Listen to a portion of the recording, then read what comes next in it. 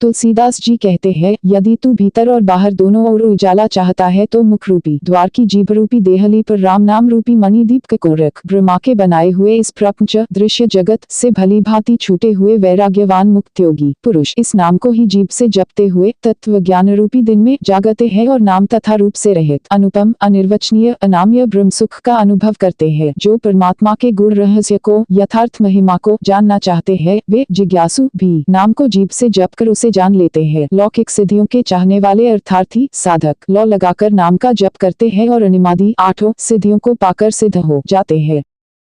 राम राम दोस्तों, आओ पाठ शुरू करते हैं।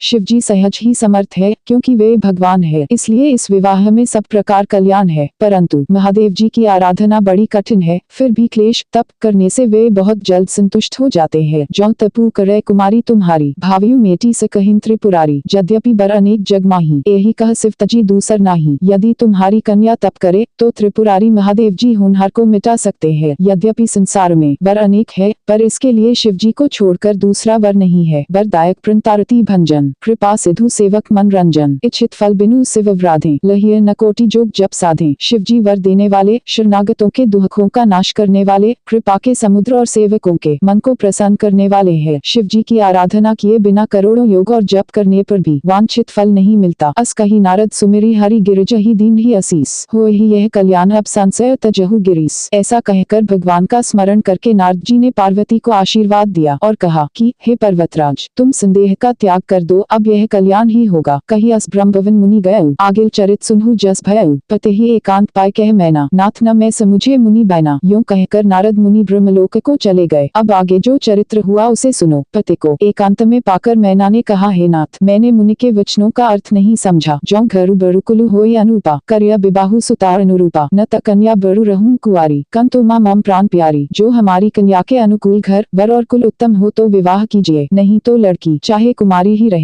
मैं अयोग्य वर के साथ उसका विवाह नहीं करना चाहती, क्योंकि हे स्वामिन, पार्वती मुझको प्राणों के समान प्यारी है। जो न मिले ही बरु गिरिज ही जोगु गिरि जड़ सहज कहे ही सबु लोगु सोई बिचारी पति करेहु विबाहु जेहिन न बहोरी होई उर्दाहु। यदि पार्वती के योग्य वर न मिला तो सब लोग कहेंगे कि पर्वत स्वभाव से ही जड़। हे स्वामी, इस बात को विचार कर ही विवाह कीजिएगा, जिसमें फिर पीछे हृदय में संताप न हो। मूर्ख होते हैं।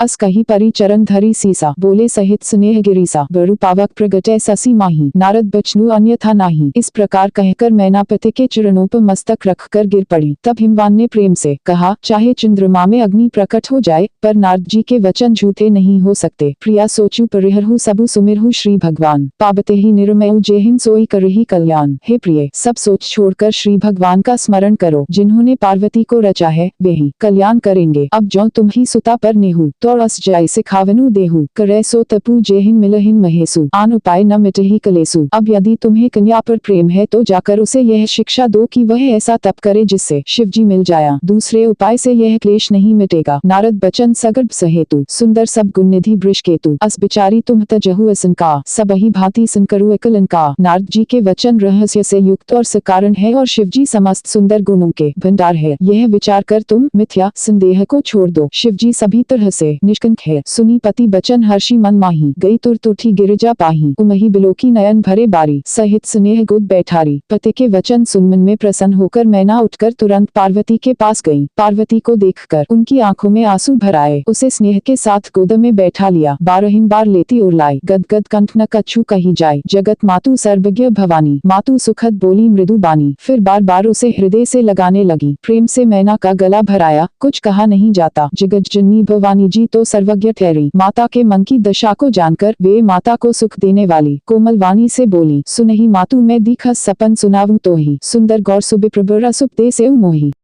माँ सुन, मैं तुझे सुनाती हूँ। मैंने ऐसा स्वप्न देखा है कि मुझे एक सुंदर गौरवर्ण श्रेष्ठ ब्राह्मण ने ऐसा उपदेश दिया है, करही जाई तपु शैल कुमारी। नारद कहा, सो सत्य बिचारी मातु पिथि पुनि यह मत भावा तपु सुख प्रद दुख दोष नसावा। हे पार्वती, नारद जी ने जो कहा है उसे सत्य समझकर तू जाकर तप कर। फिर यह बात तेरे माता पिता को भी अच्छी लगी है। तप सुख देने वाला और दुख दोष का नाश करने वाला है। तप्पल रचि प्रपंचु विधाता तप्पल विष्णु सकल जगत त्राता तप्पल शंभु करहिन सिंगारा तप बल से शुद्धरी महे भारा। तप के बल से ही ब्रह्मा संसार को रचते हैं और तप के बल से ही विष्णु सारे जगत का पालन करते हैं। तप के बल से ही शंभु रुद्र रूप से जगत का संहार करते हैं और तप के बल से ही शेषजी पृथ्वी का भार धारण करते हैं। तप आधार सब सृष्टि भवानी, करही जाई तपु अस जय जानी। सुनत बचन बिस्मित महतारी, सपन सुनाए उगिरही हंकारी। हे भवानी, सारी सृष्टि तप के ही आधार पर है, ऐसा जी में जानकर तू जाकर तप कर। यह बात सुनकर माता को बड़ा अचरज हुआ और उसने हिमवान को बुलाकर वह स्वप्न सुनाया। मातु पिथि बहुविधि समुझाई, चली उमा तपित हर्षाई। प्रिय परिवार पिता अरु माता, भय बिकल मुखाव न बाता। माता पिता को बहुत तरह से समझाकर बड़े हर्ष के साथ पार्वती जी तप करने के लिए चली। प्यारे कुटुंबी, पिता और माता सब व्याकुल हो गए, किसी के मुंह से बात नहीं निकलती। वेदशिरा मुनि आई तब सब ही कहा समुझाई। पार्वती महिमा सुनत रहे प्रबोध ही पाई। तब वेदशिरा मुनि ने आकर सबको समझा कर कहा। पार्वती जी की महिमा सुनकर सबको समाधान हो गया। उर्धरी उमा प्राणपति चरना, जय बिपिन लागी तपु करना। अति सुकुमार न तनु तप जोगु, पति पद सुमिरी तजेउ सबु भोगु। प्राणपति शिवजी के चरणों को हृदय में धारण करके पार्वती जी वन में जाकर तप करने लगी। पार्वती जी का अत्यंत सुकुमार शरीर तप के योग्य नहीं था, तो भी पति के चरणों का स्मरण करके उन्होंने सब भोगों को तज दिया।